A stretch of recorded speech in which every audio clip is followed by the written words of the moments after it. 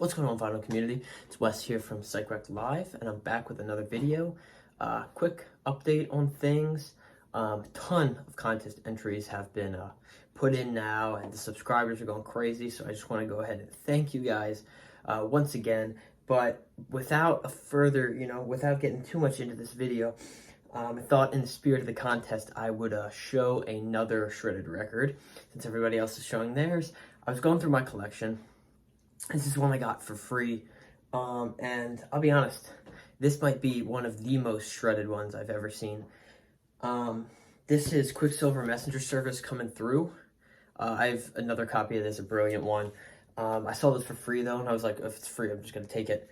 Let's just start with the record here. It has this disgusting stuff on the sides that just won't come out.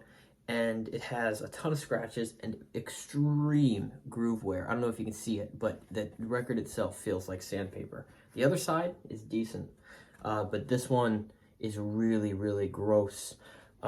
Plays terrible. It has absolutely no high end on it.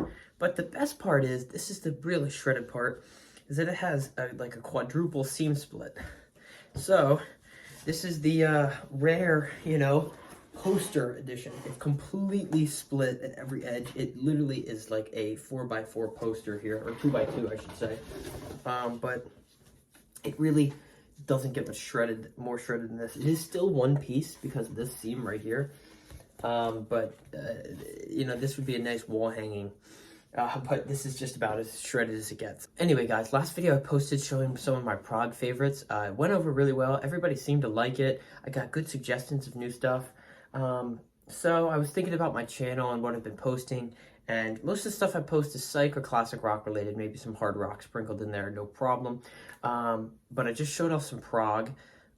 Quick note, I totally forgot ELP in my prog video. I don't really know what happened, but I have like almost their whole discography. I love Emerson, Lake and Palmer. And that was just kind of a taste into my prog stuff. I'm getting more into them. I've been suggested some albums, really looking for Camel stuff, and I was suggested Gong, and Gong is great. I love these guys. I stream a lot more than I have. Obviously, I feel like everybody does that. You can't get every record you want. You can just get some of them. So today I'm going to be showing my jazz collection. Is not huge. Like I said, and you guys have kind of mentioned about my channel, I go for originals or early presses if possible. There's a million albums I could get reprints of for like 20 bucks. Especially in jazz, some of those reprints sound real nice, but I like collecting because it's a piece of history. That's kind of the whole reason I do it. I can stream it for free and, get a reprint that might have been sourced digitally and all that junk. But I want to just show off my jazz collection. I have pretty much the standard stuff. I have some Miles Davis, some Coltrane, Wes Montgomery, Keith Gilberto, and some Dave Brubeck. All the good stuff. I have a lot of these, and this is just a few maybe notable ones that I'm going to show off. So the first one we're going to jump into is a killer find of mine. I mean, it's pretty beat. This could almost be in the shredded record itself. It's a mono press of Coltrane Jazz. This Goodwill sticker is true. I found this at Goodwill for $1, and you see Coltrane for $1. You have to buy it. It's not in amazing shape by any stretch, but it is on the old Atlantic label. And it does play okay. I've cleaned it. It probably needs cleaned like once or twice more.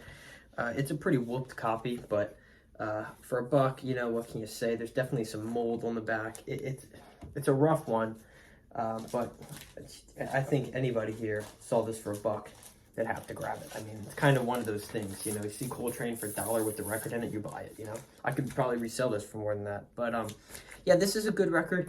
Obviously I want a lot more Coltrane. This is the only one I have because I like to get originals, but the time is coming and I might just have to buy some reprints because I want to listen to it on vinyl. What can I say? Next one is kind of a cool one I found. It's really not worth much, but it's a real old Dave Brubeck Octet. This is like not a super common one, and there is a ton of songs on this.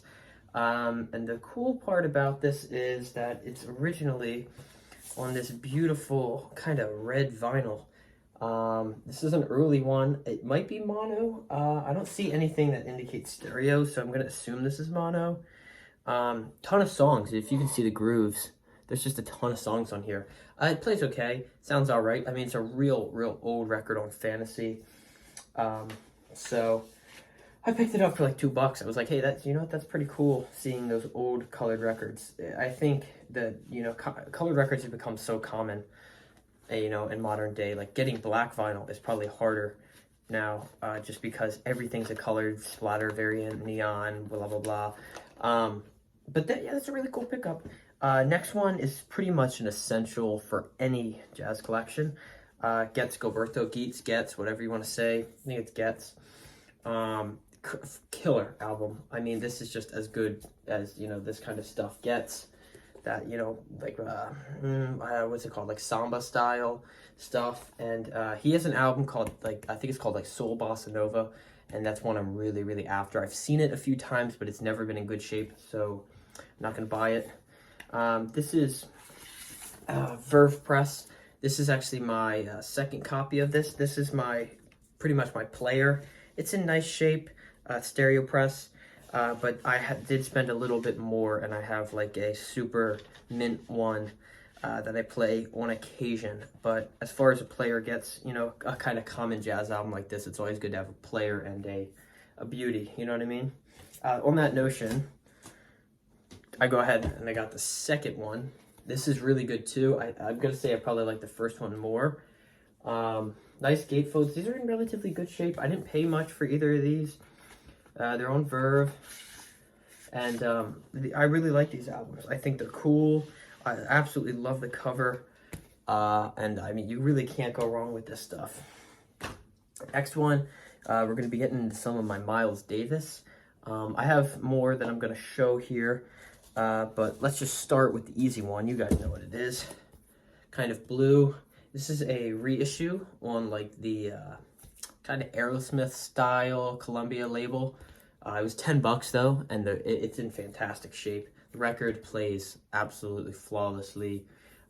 High VG plus, maybe near mint record, and a solid sleeve for $10. Well, you know, what can I say? I want an old copy of this, but you know, this is a real nice one. Very delighted to find this. I am after Bitches Brew more than I'm after basically any other record. I really want a copy. I really want to get an early copy. It's in that price range where it's manageable to get a first or a second or something. But it's something I'm really after. That is such a good record. One of my favorite jazz pieces. I'm sure many of you would agree. I'm also really looking for a nice copy of In a Silent Way. I might put that one step over Bitches Brew, but I think In a Silent Way might be my favorite Davis. But I don't know. Next one, another one, tribute to Jack Johnson. It's a reissue. I think this was the original front cover, and then this was like the reissue cover. It's definitely a reissue on the same label as this one. But this is a freaking killer album. It's just like fusiony soundtrack and jazz, rock, bluesy. Everything is so good about this. A lot of people say that Kind of Blue is like the essential Miles Davis, but this should be up there too. This is just mind-blowing stuff. You know, how do you go wrong with Miles Davis, Herbie Hancock, John McLaughlin, and you know, all that stuff? Come on, this is so good. Next up is one of my last ones. I do have a little more Miles Davis, but I'm just not going to show it all. But this is just kind of the highlights, and this is a really nice reissue of Sketches of Spain. It's on this Jazz Masterpieces label. I believe this is, it's mono or stereo. I don't see anything on here that indicates stereo, so it could, I know that they did the mono and the stereo reissues on this label, but it sounds really good. It is from Analog Tapes, but it's, as you can see, it's digitally remastered, but I'll be honest, I have no problem. I paid $15 for this, and it sounds brilliant, near mint, beautiful cover, so you know what? I am happy to have it. Next one is another common one I see a lot, but I mean, as far as like guitar, jazz goes, that's not like fusiony. Wes Montgomery is absolutely great. I love his first name. A really unique name. You know, the best people have that name.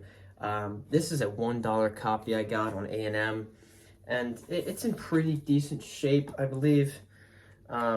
You know, it's all right. It's seen some action in it, but it does play well. And, you know, Beatles covers and, you know, the unfortunate life of Wes Montgomery. I believe he died at a very young age, and just kind of iconic cover of the times. I believe this is an ashtray full of, I think they're Lucky Strikes. Yeah, Lucky Strikes. If you look, you can see it right there. Killer record, though. I also have the California Dreamin' of his, and I think a comp. But he makes great music, and it's just fantastic guitar work on some jazz, and I really dig it. Next up, pretty beat copy, but it's the Mahavishnu, I think I'm saying that right, orchestra, Birds of Fire. I really don't even know where to begin on this. Guitar, you know, bass, drums, everything, fusion, explosion. This was a $3 copy, as you can see. Whoops, it's on that side. It's beat. I mean, it's definitely beat up, and the actual record has a slight warp. But it plays fine, and this is just killer stuff. I've listened to this album so many times. This has kind of been like one of the albums of the year for me. It seems that every time I like it, I just, you know, I just like it more and listen to it, and it just kind of expands your mind. This is like the Gen 2, you know, mind-blowing jazz stuff. If you don't have this record, you gotta get it. You gotta get it. It's not, I've seen it a bunch of times. I don't know if it's rare. Jazz can be kind of spotty depending on regions and how much money you want to spend, but $3 for a starter copy of this that plays fine, whew, can't beat it. Next up, we got two more Brubecks, and this is obviously the Brubeck that everybody knows. It's the Time Out. I got two copies here. One's mono, one's stereo. One's a 2i, and one's, I think, a later issue. I can't remember off the top of my head. I definitely prefer the mono one, but they're both really clean. This is such a freaking awesome album. If someone were to ask me, how do I get into jazz? I'd say this or Kind of Blue are your best bets, because this is the album that got me into jazz. I found, where's the stereo one? I found this one for $1 a couple years back. This says 5, but this is, I put it in a different sleeve. I bought it in a bargain bin with no sleeve. And let me tell you, this album was just my, you know, straight line jet stream into jazz. It's that cool kind of, you know, basement jazz, just as smooth as it gets. And it's just the best. It's one of the greatest starting places of basically any collection. And even if you aren't into jazz, everybody should own this, because it's just such good stuff. And I have one more to show you, but like I said, guys, I don't have, you know, a crazy jazz collection. I don't have any of the Blue Note stuff, and I know that there's so much out there, especially this year. I think we had some Blue Note reissues that were kind of crazy and popular, and mo-fis and all that good stuff, but, you know, I'm humble. Last one is a really cool one. I got this for $1. It's, what is this? Jazz Impressions of Japan. That's what I thought. It's hard to read because I'm looking in the camera and it's reversed. Dave Brubeck, Jazz Impressions of Japan. The best part about this is that it's actually a Japanese press. I scored this for $1. Or maybe, I think I scored it for 50 cents a while back. It has a great front cover, but it has this nasty paper thing on the back cover. But I actually started like kind of peeling it off, and this is actually a piece from a different record. I think that under this, the record is totally intact, but I really want to get something that would take this off without totally smoking my back cover. But this is really cool. I believe it's like a mid-80s or 70s reissue. Really nice, clean vinyl here. Beautiful copy on that CBS Sony label.